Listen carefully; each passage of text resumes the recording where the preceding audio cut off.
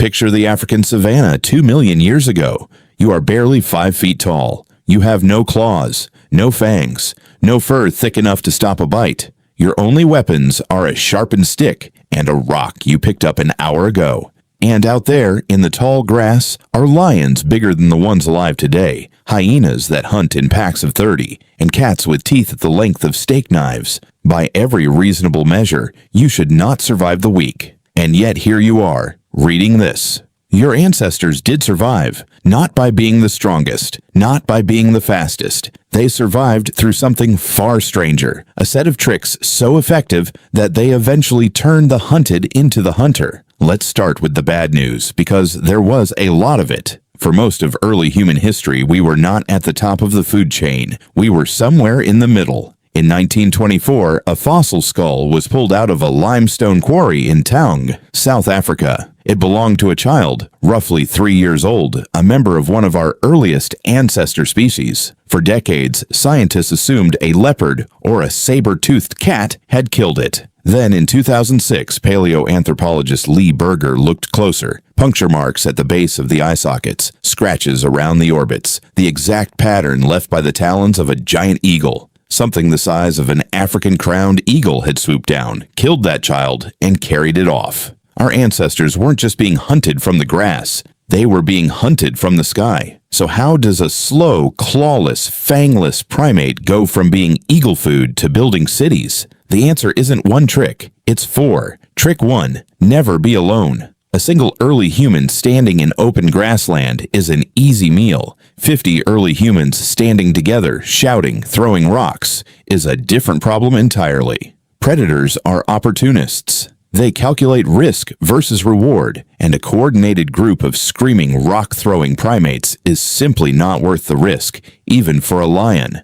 This is why our ancestors almost never wandered alone, sleeping, eating, walking, even resting. It happened in groups because a group has something a lone animal never has: eyes in every direction, all day long. Trick 2, control the night. Darkness was the most dangerous part of any day. Most of the predators stalking early humans, the big cats especially, hunted at night. This is very likely why fire became so important, and new research suggests the reason wasn't originally about warmth or even cooking. In 2025, researchers Mickey Ben-Dor and Ran Barkai at Tel Aviv University proposed that fire's first major use was protecting food and camp from scavengers and predators, using flame and smoke to guard a kill and keep the dangerous animals circling in the dark at a distance. A hunt could bring in enough meat from one large animal to feed a whole group for weeks, but only if nothing bigger came to take it first. Fire meant you could finally close your eyes at night without 50% of the group staying awake to watch the darkness.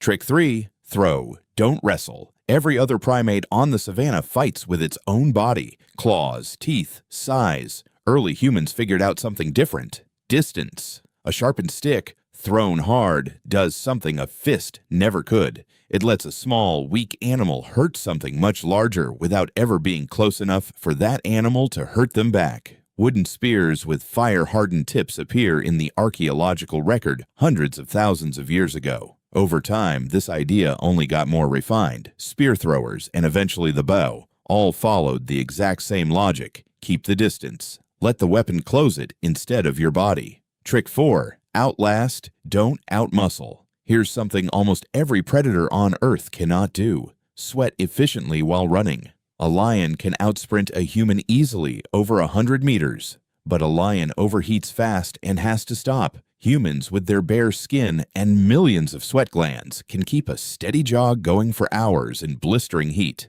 This wasn't just used for hunting prey, it mattered for predators too. A pack of hyenas or a solitary big cat could be tracked, worn down, and driven off, not through a fight, but through sheer absurd endurance. Nothing else on the savanna was built to keep going the way we were. Put those 4 things together, and something remarkable happens. The very qualities that seem like weaknesses, no claws, no fangs, comparatively slow, turn out to be almost irrelevant once you add group coordination, fire, thrown weapons, and endurance. Evolution didn't need to give humans better teeth. It gave us something better: the ability to cooperate, plan, and adapt faster than any predator could adapt to us.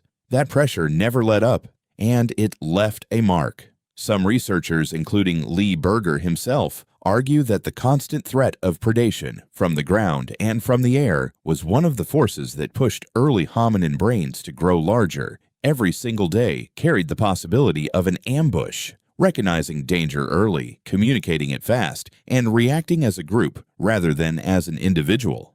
Those are cognitive problems, and solving them again and again, generation after generation, may have been part of what shaped the mind you're using to read this sentence right now. By the time you get to Homo sapiens roughly 300,000 years ago, the relationship with predators had already started to shift. We weren't invincible. Lions, cave hyenas, and leopards still killed people. But we were no longer simply prey. We had become something predators themselves had to think carefully about before approaching. Campfires burning through the night, groups that never wandered far from each other, weapons that could kill from 10 meters away, endurance that could turn a chase around entirely. It's worth sitting with how strange this actually is.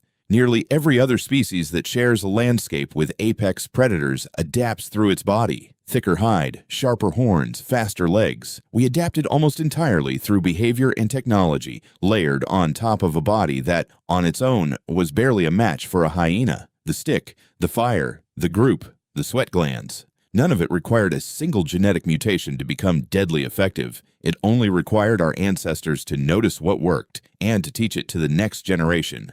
That's really the whole story. Not the strongest survived, not the fastest. The ones who figured out how to turn a weak, slow, clawless body into a coordinated, fire-wielding, spear-throwing, endurance-running unit. Those are the ones whose descendants are sitting here, safely indoors, reading about the lions that used to hunt them.